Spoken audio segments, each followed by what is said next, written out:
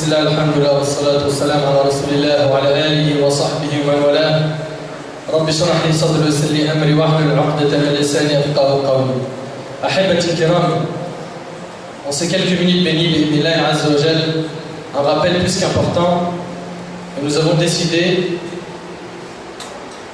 de traiter que des thèmes très importants pendant ces 10 minutes que nous avons avant Salat al-Isha.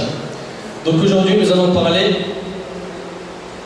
de la crainte d'Allah subhanahu wa ta'ala. Vous allez me dire, on en a déjà parlé, walakin de la crainte d'Allah subhanahu wa ta'ala en secret, quand on est seul. Craindre Allah azza wa jal en public, c'est une chose que les gens font sans y trouver un grand problème. Et encore, il ne s'agit pas de tout le monde. Mais craindre Allah en privé, avoir à la tête qu'Allah subhanahu wa ta'ala, avoir dans la tête qu'Allah subhanahu wa ta'ala nous voit tout le temps, c'est une chose que tout le monde n'a pas, hélas.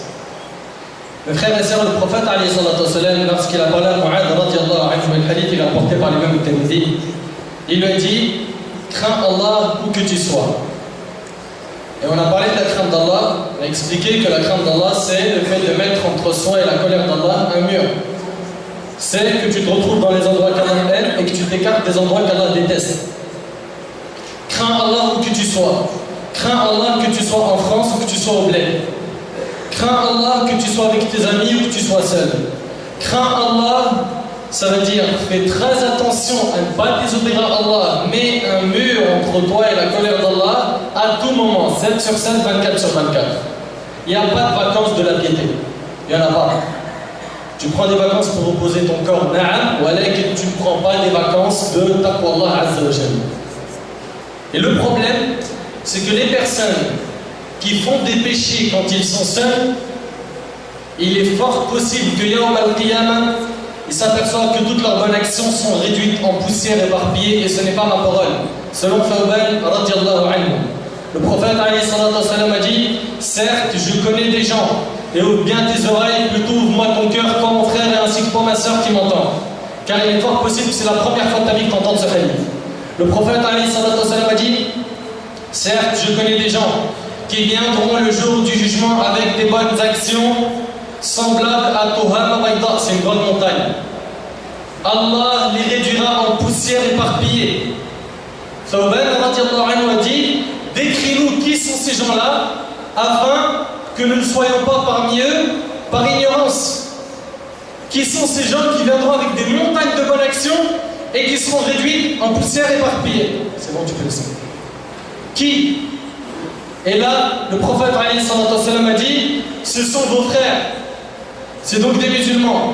Et ils prient la nuit comme vous priez. Subhanallah, ça veut dire que c'est des gens qui se rapprochent d'Allah par des très bonnes œuvres qui sont qiyamul layl. Mais lorsqu'ils sont seuls, ouvre bien tes oreilles, lorsqu'ils sont seuls face aux limites sacrées d'Allah, ils les violent. C'est des gens, quand ils sont seuls, ils se permettent des folies. C'est des gens, quand ils seront seuls, ils vont prendre le téléphone pour appeler une femme dans le haram. C'est des gens, quand ils sont seuls, ils vont regarder à la télé ou sur internet des choses haram. C'est quand il est seul qu'il regarde les sites pornographiques. C'est quand il est seul qu'il commence à draguer au téléphone. C'est quand il est seul qu'il commence à se fumer une petite cigarette dans la maison en cachette. C'est quand il est seul qu'il se roule un joint. Seul, il désobéit à Allah.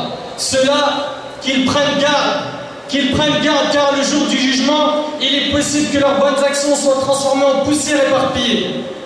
En poussière éparpillée. Ils viendront avec des montagnes de hasanat.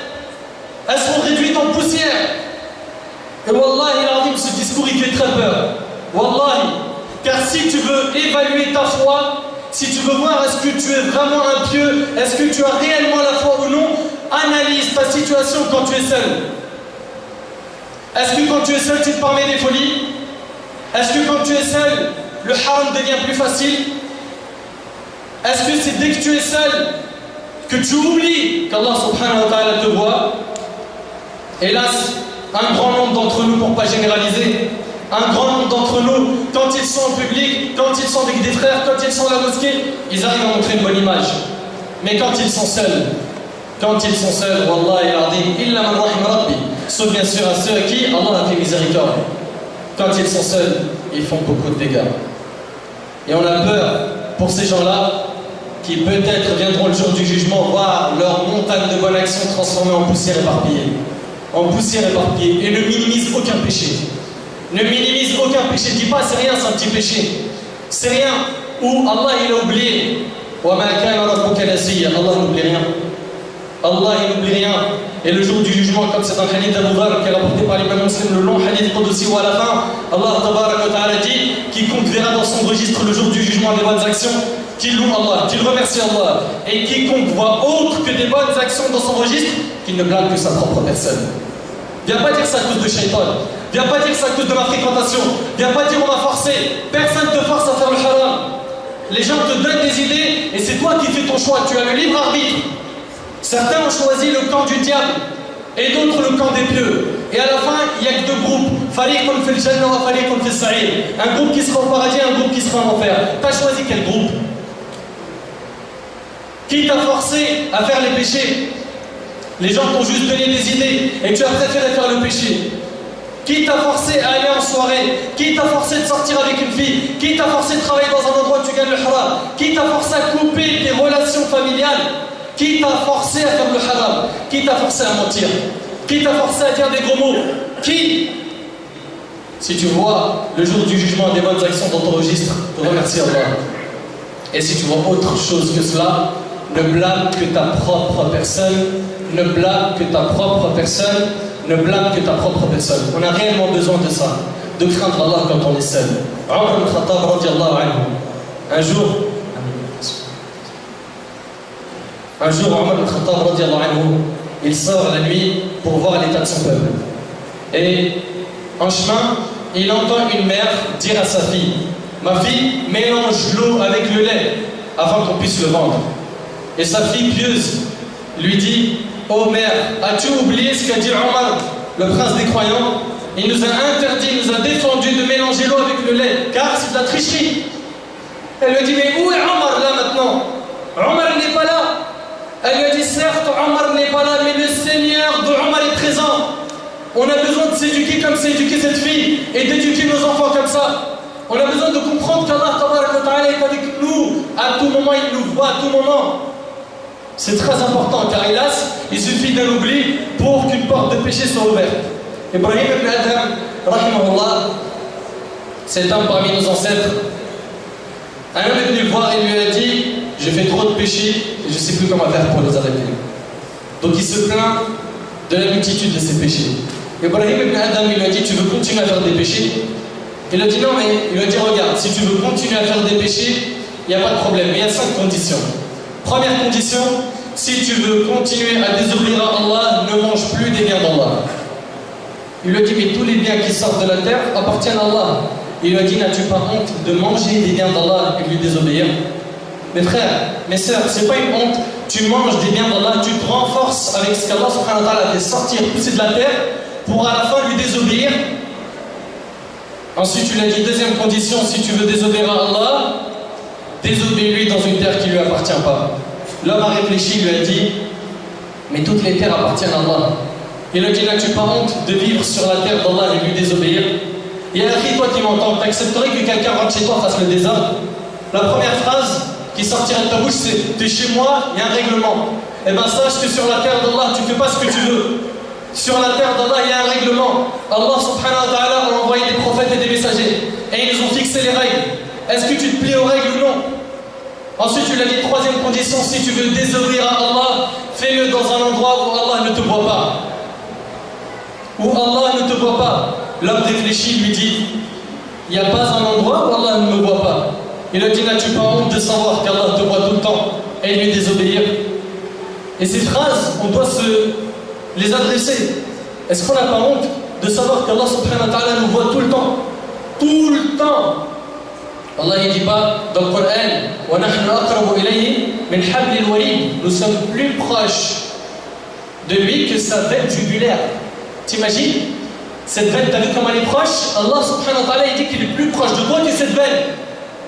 Et malgré ça, tu arrives à regarder des séries ou des films ou des choses sur les écrans, que ce soit ordinateur ou télé, qui sont haram. Et Allah, il est très proche de toi. Et il te voit. Et tout ça, c'est enregistré. Et Yawm al-Qiyamah, tu verras tout ce que tu as fait. Tout. Et tu ne pourras pas renier. Et il faut savoir que si tu renies, tes mains témoigneront contre toi. Tous tes membres témoigneront contre toi. Donc je reviens à ce qu'a dit Ibrahim ibn Adham à cet homme, il lui a dit désobéis, ou plutôt si tu veux continuer à désobéir à Allah, fais-le sur une terre où Allah ne te voit pas. Ensuite, il lui a dit quatrième condition, si tu veux continuer à désobéir à Allah, fais-le, mais lorsque l'ange de la mort viendra prendre ton âme, dis-lui stop, laisse-moi un délai. Ça c'est possible? Est-ce que c'est possible? Impossible. Impossible que l'ange de la mort t'accorde une seule seconde. Impossible. Et ça, on le sait tous. Et est-ce que l'ange de la mort, il prévient? Il te dit, j'arrive dans 15 minutes, j'arrive dans 1 heure, j'arrive demain, prépare-toi. Non. L'ange de la mort ne prévient pas. La mort subite fait partie des choses qu'on voit de plus en plus aujourd'hui. Des jeunes qui sortent pour faire du sport, qui ne rentrent pas chez eux. Des jeunes qui partent faire une course ou une livraison ou qui conduisent sur l'autoroute, accident de voiture, il n'est plus là. De plus en plus, on a des jeunes qui meurent. De plus en plus, des gens qui disparaissent. La mort subite qui fait partie des signes de la fin des temps. Ces gens-là, est-ce que vous pensez qu'ils ont la capacité de négocier avec l'ange de la mort? Wallahi que non. Et si tu as l'or du monde, sache que tu ne pourrais pas acheter de l'ange de la mort ne serait-ce qu'une heure. Qu'une heure. Ensuite, Ibrahim ibn Adham a dit alors, si tu veux continuer à désobéir à Allah, cinquième condition, fais-le. Mais lorsque les anges viendront te prendre pour te jeter en enfer, le jour du jugement, dis-leur, je ne vous suis plus. Est-ce que tu as la capacité de faire ça? Et c'est après ces 5 conditions que l'homme s'est repenti. Et chacun d'entre nous doit se poser la question. Est-ce qu'on mange des biens d'Allah? Est-ce qu'on vit sur la terre d'Allah? Est-ce qu'Allah nous voit? Est-ce qu'on peut retarder notre mort? Est-ce qu'on peut demander aux anges de ne pas nous traîner en enfer? Enfin, que chacun d'entre nous fasse des efforts. Et rappelez-vous, c'est très important, rappelez-vous que si vous voulez évaluer votre foi, évaluez-la quand vous êtes seul. À quoi ressemblent vos actions quand vous êtes seul? Car en public, c'est facile de faire de bonnes actions, mais en secret, c'est là qu'on peut distinguer, on peut faire la différence entre un vrai pieux et un pieux déguisé. Qu'Allah subhanahu wa ta'ala nous permette de le craindre en public et en secret. وآخر دعوانا أن الحمد لله رب العالمين وهذا ما أعلم والله أعلى وأعلم سبحانك اللهم وبحمدك أشهد أن لا إله إلا أنت أستغفرك وأتوب إليك بارك الله فيكم والسلام عليكم ورحمة الله وبركاته.